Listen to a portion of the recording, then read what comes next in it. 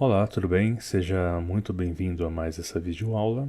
E nessa terceira aula dessa sequência de vídeos sobre PySpark e Ambient Databricks, nós vamos conhecer mais uma função para nos ajudar a extrair informação, extrair dados de uma coluna que originalmente poderia ser um arquivo JSON, mas que está armazenado no nosso dataset, no nosso dataframe ali como formato de string. Nessas primeiras videoaulas a gente viu uma série de funções para nos ajudar a extrair esse tipo de informação, que são as funções, por exemplo, schema of JSON e a função from JSON. Isso a gente viu na primeira aula como converter uma coluna que originalmente poderia estar no formato string, mas que a gente consegue visualizar que tem dados estruturados de uma forma chave-valor, como poderia ser originalmente vindo de um arquivo JSON, tá? Então, nessa primeira videoaula a gente viu como converter essa coluna em um formato mais manipulável, um formato struct a gente chegou a conhecer, e através da função from schema ou from JSON schema, a gente conseguiu traduzir isso em um formato mais amigável, tá? Formato struct, onde a gente consegue iterar, consultar valores aninhados, ou valores aqui dentro dessa estrutura que originalmente era um string, tá? Na segunda videoaula a gente chegou a ver um pouco mais sobre como extrair dados de colunas desse tipo, mas dessa vez já utilizando a função getJSONObject, que nos permite extrair esses dados aninhados, esses dados dentro dessa estrutura, sem precisar convertê-lo totalmente para um formato structure, por assim dizer. Essa função getJSON a gente viu que também pode ser muito útil. A gente pode ou conseguiu extrair de forma muito ágil ali só as informações que a gente precisa. Então, para um cenário onde você precisa extrair só algumas variáveis dentro dessa estrutura principal, essa função talvez seja mais performática ou até mais simples de se você implementar do que ter que converter todo o dataframe, tá? Nessa de hoje, a gente vai ver como explodir algumas colunas ou alguns valores desse JSON de entrada para novas colunas. Como assim? Aqui no nosso dataframe, nós temos mais uma vez uma série de objetos dentro de outros objetos. E a nossa intenção por essa vez vai ser extrair um desses subobjetos e gerar uma nova coluna, o que a gente chama de explodir ou dar um explode, a partir desse arquivo original, tá? A função que vai nos ajudar a fazer isso, com algumas limitações, vai ser a função JSON-tuple. Ela tem algumas limitações, mas mesmo assim vou apresentá-la, porque é bom a gente ter conhecimento e mais uma ferramenta aí na nossa caixa de ferramenta. Como é de prática, eu vou consultar até a documentação dessa função. Se eu vim aqui no Google e digitar PySpark e o nome dessa função, JSON-tuple, ele vai me trazer a documentação.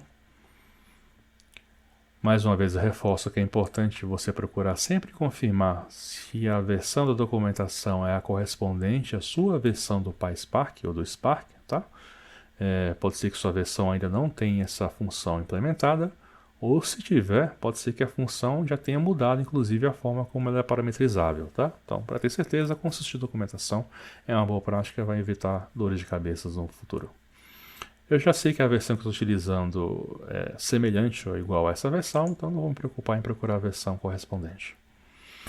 A função JSON-tuple, ela espera receber como argumento, ou o que ela faz? Ela cria um novo registro, uma nova linha, a partir de uma coluna JSON, de acordo com os campos informados. Como parâmetro, ela quer receber uma coluna que tem um JSON no formato string. Então, é semelhante ao exemplo que a gente já está trabalhando aqui. A gente vai utilizar essa coluna de JSample, que tem, apesar de ser um string, a gente consegue ver aqui de forma visual, que tem os dados dentro de si meio que estruturados de uma forma chave-valor, tá? Como se fosse um JSON ou um dicionário no Python. Um segundo argumento que ele espera receber é os campos a serem extraídos. A gente vai informar nominalmente qual chave a gente quer extrair desse campo. Ele traz até um exemplo aqui embaixo. Eu vou começar inclusive por esse exemplo. Eu vou dar um Ctrl C. Vamos para a parte prática da coisa. Eu vou descer aqui até o final do nosso notebook e eu vou criar esse exemplo. Vou dar um Ctrl V aqui. Nesse exemplo, eu sei que essa última linha era só para a visualização do resultado. Então eu vou comentar aqui que é isso que vai ser gerado a partir dessa execução. Ele está criando um dataframe de exemplo. Deixa eu só quebrar aqui para ficar melhor de a gente visualizar. Então, ele está passando aqui uma lista de tuplas, tá? E nessa lista aqui, eu tenho 2 registros. É um arquivo JSON bem simples. Na verdade, eu tenho uma coluna com uma série de números, talvez vai ser uma chave, um ID. Em uma segunda coluna eu vou ter um arquivo JSON em formato de string, um arquivo, uma forma de dados estruturada de forma chave-valor semelhante a um dicionário ou um JSON, tá? Ele vai criar o dataframe e vai chamar essas colunas, a primeira de key e a segunda de JString. É isso que ele está fazendo.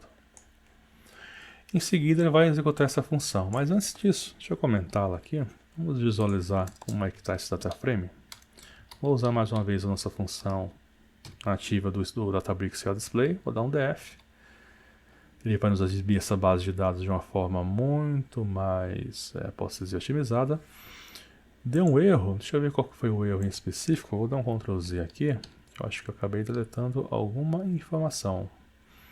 Não? Ok. Display mais uma vez. df. Vou comentar essa linha aqui embaixo. Vou executar. Deixa eu enxergar qual foi o erro em específico. Vou expandir aqui embaixo no data. Opa. Deixa eu puxar esse cara para cá. E aqui vai ser uma chave. Já tem outra chave lá embaixo. Fechando. Legal, tá aqui. Então eu tenho as keys e tenho o JString no formato string. Notem um detalhe nessa estrutura de dados que vai ser bastante importante e vai ser um pouco da limitação dessa função, tá? Eu vou vir no meu VS Code aqui, eu vou dar um Ctrl V nesse arquivo. Como eu tenho uma extensão no meu VS Code para lidar com arquivos JSON, vou dar um clique no botão direito, vou ter a opção de formatar documento. Tá aqui.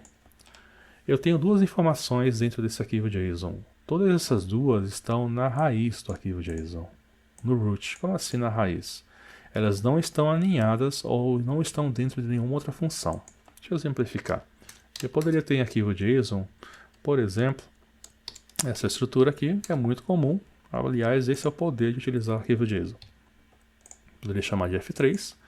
E dentro de F3 eu poderia ter, sei lá, um F4 também. F4, e eu teria um valor igual a value 4, vou dar uma vírgula aqui, colocar um F5 aqui também, Ctrl C, Ctrl V, F5. Qualquer valor aqui aleatório mesmo, eu vou tirar essa vírgula. Eu poderia ter também valores aqui alinhados, então só para exemplificar, são valores que estariam dentro de outros valores, correto? No JSON isso é muito comum. Notem que nesse de exemplo eu não tenho esse valor alinhado, eu tenho apenas valores na raiz, tá? Por quê? Um detalhe dessa função JSON tuple é que ele só vai conseguir explodir ou extrair essas variáveis se elas estiverem na raiz desse arquivo JSON. Isso é bastante importante. Se eles estiverem aqui alinhados, um F4 da vida, por exemplo, ele não conseguiria extrair, tá? Isso é interessante. Vou voltar aqui no JSON tuple. Já visualizei minha tabela de dados. Dada essa consideração que eu acabei de fazer, eu vou descomentar essa função. Aqui é um simples select, ele vai selecionar a primeira coluna e na segunda ele vai querer quebrar aqui. Ele vai querer quebrar essa JString, trazendo não mais esse arquivo JSON como string, mas as variáveis como novas colunas. Eu teria uma coluna para o F1 e uma coluna para o F2. Vamos ver como se comporta. Eu vou tirar esse collect aqui, que não vai ser necessário. Eu vou dar um Ctrl X e vou colocar isso também dentro de um display, porque eu quero visualizar o resultado disso. Tá aqui. Tá aqui. Então, dentro do display eu tenho esse select e vou executar. Pronto. Então, consigo ver que como resultado, ele me trouxe aqui, que já era uma coluna, e mais 2 outras colunas que ele nomeou de forma automática como C0 e C1. E o valor dessas colunas seria o correspondente a cada registro que nós tínhamos. Por exemplo, na key 1, eu tinha originalmente um arquivo JSON como string, que tinha variável f1 e f2. A f1 era igual a value 1 e a f2 igual a value 2. No segundo registro, algo curioso, eu tinha a mesma variável chamada f1 e recebi o valor value 12, mas eu não tinha uma outra chave com f2, estava inexistente. Ao fazer essa conversão, ele deu os respectivos valores, value 1 e value 2 para a chave 1, e na chave 2, value 12 no f1, como esperado, como ele não tinha o value 2, ou o f2, perdão, ele simplesmente preencheu com nulo, tá? Funcionou, olha que interessante, então deu certo, aparentemente ele conseguiu fazer essa conversão da forma que a gente esperava. Se eu vim aqui nesse arquivo de exemplo e for querer manter, inclusive esse exemplo com esses dados alinhados, eu vou colocá-los todos numa mesma linha, como estavam originalmente. E eu estou incluindo aqui também o F3, né? Vou tentar fazer esse mesmo exemplo agora com dados alinhados. Fechei, agora eu vou fechar todo mundo aqui. Vou dar um Ctrl C. Aqui são dois registros, eu vou manter apenas um registro mesmo. E aqui dentro dessas aspas triplas, que é um comentário de múltiplas linhas em Python, eu vou colar essa nova amostra de dados que eu gerei, tá? Por enquanto eu vou comentar isso, que vai estar errado. Eu só vou pedir para ele me exibir mais uma vez o meu data frame com dados novos. Pronto, está aqui. Tem uma nova coluna com dados no formato de JSON como string. Vamos tentar dar o mesmo display. Eu quero tirar ou pegar, no caso agora, só a primeira coluna, que é a F1. Porque a F1 eu sei que ela já está aqui. Então, format novamente, na raiz. Vamos ver se ele consegue. Vou aproveitar para dar um alias aqui também. E aqui vai ser igual a F1. Pronto, ele conseguiu extrair o valor do F1 para esse valor que estava alinhado. E o valor F1 está correto também, né? Value 1 está aqui. Vamos tentar usar essa mesma função para extrair um valor alinhado agora, F5. Como eu poderia fazer isso? Bem, se for seguir a lógica das outras funções que a gente já viu, e eu sei que F5 está dentro de F3, eu teria que vir aqui da F1, ou no caso F3, ponto F5, tomando ele ler dessa estrutura. Se eu vir aqui e der um carregar,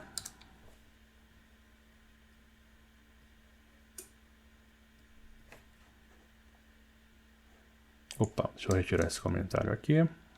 Pronto, vamos lá.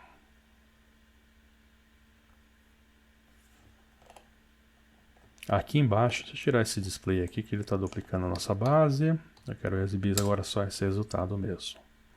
Pronto, esse aqui de baixo.